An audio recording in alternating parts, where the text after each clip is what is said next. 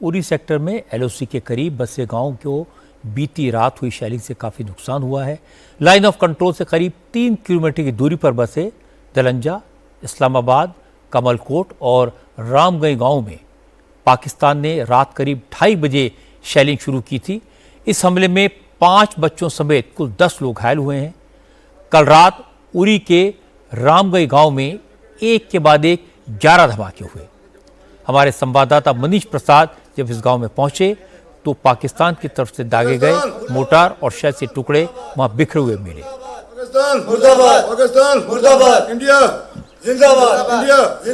गांव वालों ने कहा कि पाकिस्तान की अगर हिम्मत है तो वो भारत की फौज का सामना करे।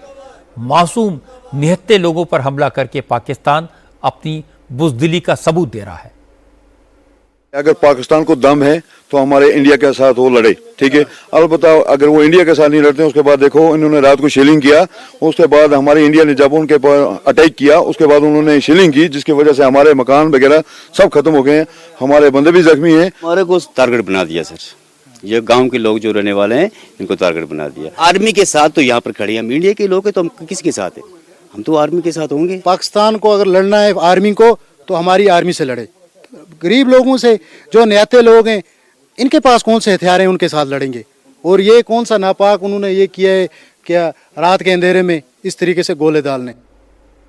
मनीष प्रसाद उरी सेक्टर में लाइन ऑफ कंट्रोल के आखिरी गांव इस्लामाबाद में भी पहुंचे। पाकिस्तान ने यहां भी 155 mm के गोले दागे। कई घर पूरी तरह से बर्बाद कर दिए। हमले के कई घंटों के बाद भी यहां आग की लपटें उठ रही थी। ऑपरेशन सिंदूर पूरा होने के करीब 1 घंटे बाद रात 2:30 बजे इस गांव पर पाकिस्तान की तरफ से शेलिंग शुरू हुई। धमाके की आवाज़ सुनकर गांव के लोग बंकर में जाकर छुप गए। जब सुबह शेलिंग रुकी तो इन लोगों की आशाएं उजड़ चुके थे। पाकिस्तान की इस हरकत से नाराज लोगों ने कहा, भारत की फौज ने जो किया पाकिस्तान उसी के लायक है। भारत ने तो आतंकियों का सफाया किया, लेकिन पाकिस्तान ने सिविल आबादी को निशाना बनाया। रात के 2:30 बजे गोले स्टार्ट हो गए गिरने। हाँ। तो लगभग सुबह 5 बजे तक। हाँ। 5 बजे के बाद थोड़ा बंद हो गया इस वक्त। हाँ। तो ये मकान सुबह ही आकर गोला गिरे। हाँ। चार आदमी जख्मी हो गए और मकान तो बिल्कुल 4 खत्म हो गए पूरे मकान। हम सेना के साथ एकजुट खड़े हैं, तो सेना को जवाब दिया, अच्छा दिया जवाब दिया उन्होंने, जो इधर अनंतनाग में हुआ। लोग घरों के अंदर थे, अचानक आके ये टमाटर के छिले जो या सेल गिरे यहाँ पे, जिसमें 4 मकान आप देख रहे हैं पूरे बिल्कुल ही तबाह डैमेज हो चुके हैं। तो इसमें फिर भी ऊपर वाले का कर्म है कि यहाँ आदमी होए, इंजूरिंग तो होई, लेकिन वो फिर भी हौसले के साथ निकल के यहाँ से। देखो इन लोगों के गरीब मजदूरी करने वाले के इनके मकान पूरी जिंदगी की कमाई चली गई। कम से कम ये 50-60 लाख से ज्यादा हो गया है। हाँ। क्योंकि आज तक उनकी पूरी कमाई जो है ना वो खत्म हो गई। उसको कोई पता नहीं है सिविल मरे या सिविल पे हो या कोई गरीब मरे या अमीर मरे। हाँ। उसने मारने मकानों पर।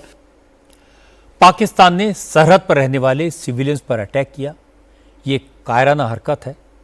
भारत ने आतंकवादियों का सफाया किया और इसका बदला पाकिस्तान ने निहत्थे नागरिकों पर हमला करके किया। ये और भी शर्मनाक है। अब तक पाकिस्तान की फौज बेकसूर सिविलियंस को मारने के लिए दहशतगर्दों का इस्तेमाल करती थी, लेकिन इस बार ये काम खुद फौज ने शुरू कर दिया। इसका खामियाजा पाकिस्तान की फौज को भुगतना ही पड़ेगा।